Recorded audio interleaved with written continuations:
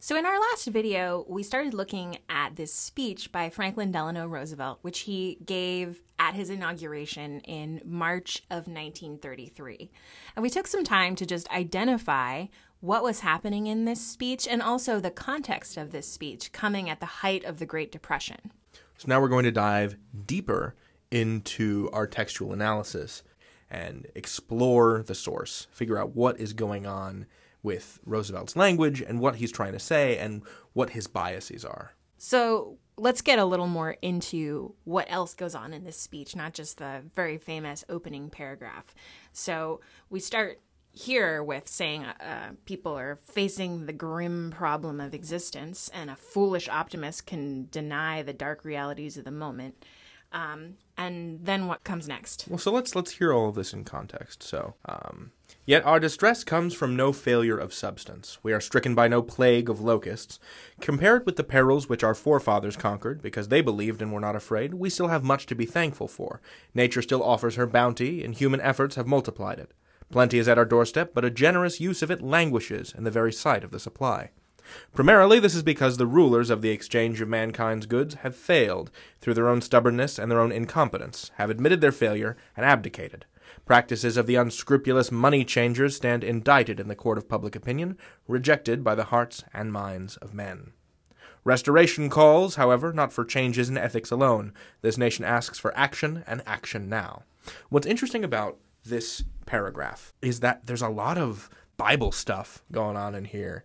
There's a lot of biblical references that serve to do, I think, a lot of work for Roosevelt in this inaugural address. As you talked, I just underlined the things that really stood out to me as maybe kind of the heart of what he was saying. And you're saying these are like biblical references. So what do you mean by that? Some of them are. So when we're talking about plague of locusts and money changers specifically, we're looking at Old and New Testament references respectively. In fact, later in the speech, he refers to money changers being chased out of our nation's temple, which is a deliberate reference to the New Testament.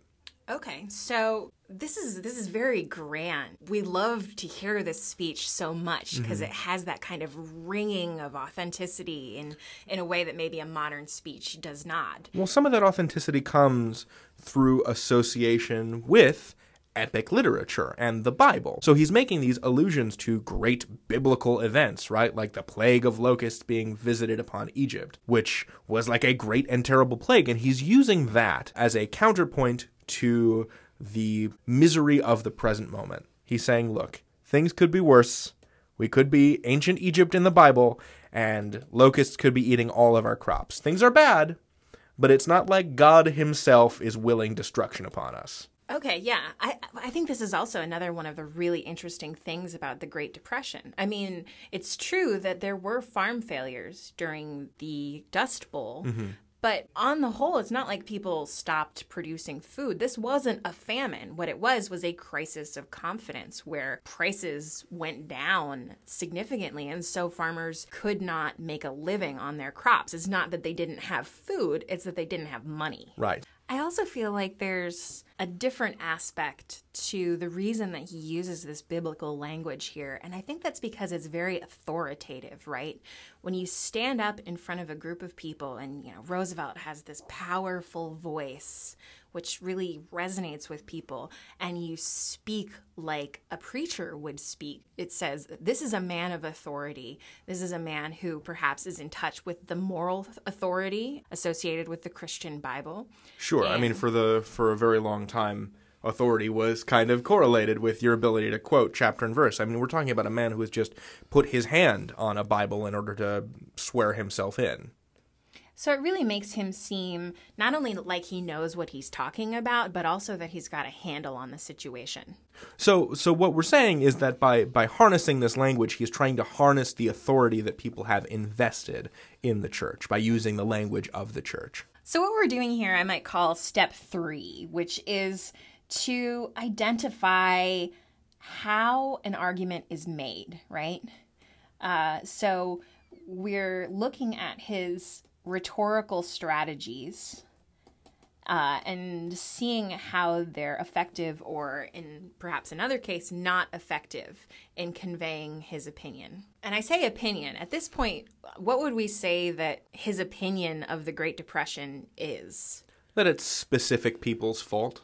That it is at the fault of not just this wave of panic, but on account of some greedy people, the unscrupulous money changers, and the rulers of the exchanges. So he's blaming bankers for the Great Depression, which I think is fair. I mean, there's very little regulation in the 1920s that would prevent the kind of fraud that could lead to a collapse of banking. For example, insider trading is not illegal, or... Right. And most people bought stocks on margin, which is a terrible idea, which means you only have to put 10% of the value of a bond down before you buy it, which means that there's a lot of theoretical money floating around out there that's not backed by much real money. Oh, that sounds like a terrible idea. It was a terrible idea. So it's like buying stocks on credit? Exactly. Oh, man.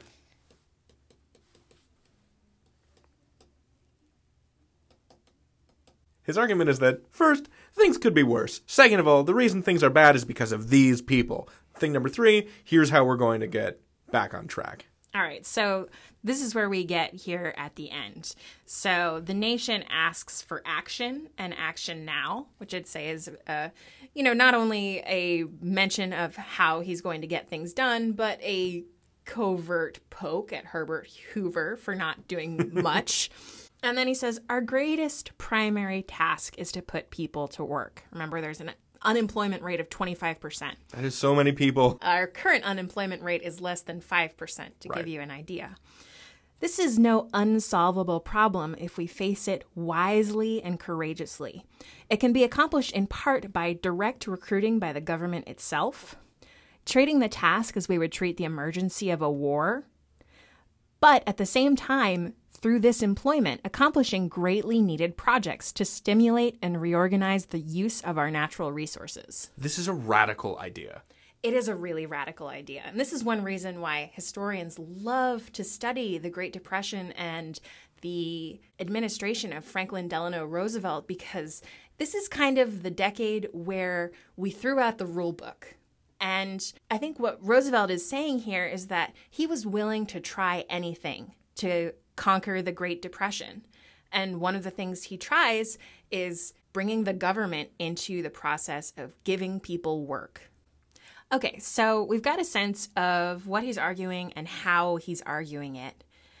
But let's take a higher level look now. So I would say step 4 is seeing if you can analyze the potential bias of a source. And I want to be clear that all sources are biased. I think a common misconception is that if you're looking at a source, it's either biased or it's not, right? It's written by someone who has an agenda or someone who's completely impartial. And that is never the case. What about a photograph? If I take a photograph of something or someone, isn't that an objective rendering of that person or object? Well, it certainly shows what was there at that moment in time, but even photographers are making choices, right? When you pick up a camera and you take a picture of a thing, you are taking a picture of that thing and not something else, which is in itself a form of bias to say, I think this is important, or this is what I want you to see. So where we put the frame is a choice. Yes. So the question is, what is Roosevelt not saying in this speech? What is he not taking a photograph of? What's just outside the view of his camera? And why is he taking this photograph of a speech, right? When he sat down to write this, what was motivating him? And what are some of the perhaps even less obvious factors about why he makes the argument that he does? Well, I mean, obviously the man has a bias in favor of his own politics. I mean, these are his administration's ideas, right? So he's going to be coming out in favor of those very strongly. So FDR is a Democrat. And there really haven't been many Democrats in office since before the Lincoln administration, which is the 1860s. So that's a new thing. I mean, this is the popular base rejecting Hoover and the Republican Party because of the Great Depression. Right. So he's bringing democratic political ideas to the table here. So he's trying to make a case for those political ideals in this speech. He was elected by a majority of American voters, but now he has to make the case to the rest of the United States. He has to make a case to the people that didn't elect him. Right, and so he's saying that direct recruiting by the government itself, government jobs, having the powers as if the Depression were war, that is a case for really strong government intervention, which is a keystone of the Democratic Party compared to Republicans who generally advocate for a smaller government. So he's saying this is what's going to work. The Democratic platform of using the government in the economy and in social programs is what's going to work to get us out of this depression. So he's making like a big, strong case for federalism. Exactly. What I think is interesting, though, here is that there's a lot he doesn't say. And I think that's also important to look at when you're analyzing a primary source. There's a lot that you could talk about, but you make choices about what to talk about and what not to mention. So what could you say he doesn't mention here? He doesn't mention how any of this is going to work. Yeah, I think that's maybe the biggest missing piece here, right? I mean, this is broad strokes. This is getting people on board, but nowhere does he say, okay, here's exactly what I'm going to do. Let me tell you how many dollars I'm going to spend, how many people I'm going to hire, what sort of cabinets I'm going to create. This is not a time for specifics, he says. This is almost more of an inspirational speech to say, okay, I gotcha. All right, so we've looked at the source, we've kind of analyzed its rhetorical strategies and its potential bias. Let's say the last thing we might want to do with this is now think about how we could use it as a source. Okay. So we're taking this primary source and we're turning it into a secondary source. Right. So say that you are sitting down to write an essay about the Great Depression, and you've got to say, all right, now how can I use Franklin Delano Roosevelt's inaugural address to make my point in my essay? So let's say step 5 would say synthesize, perhaps, this is my big word, Nice. as a tool for your own argument. So I would say that this speech is the frame that Roosevelt is putting on the Depression. This is how he is creating the narrative that he wants Americans to adopt. Yeah, Like he is identifying the crisis, and this is how he wants people to see it. Yeah, so this might be a great primary source to tell you about Roosevelt's strategy or his communication strategy. What might it not be a very good primary source to help you make an argument for? It probably wouldn't be a very good primary source for the Republican legislative response. You know, you might want to go with Senator Reed Smoot of Utah for something like that. Right. And it's probably not a great source for really diving into the specifics of the New Deal, right? I mean, he doesn't say anything about the Civilian Conservation Corps. He doesn't say anything about the National Recovery Administration. This is not the nuts and bolts of the New Deal. It's the grand idea behind it.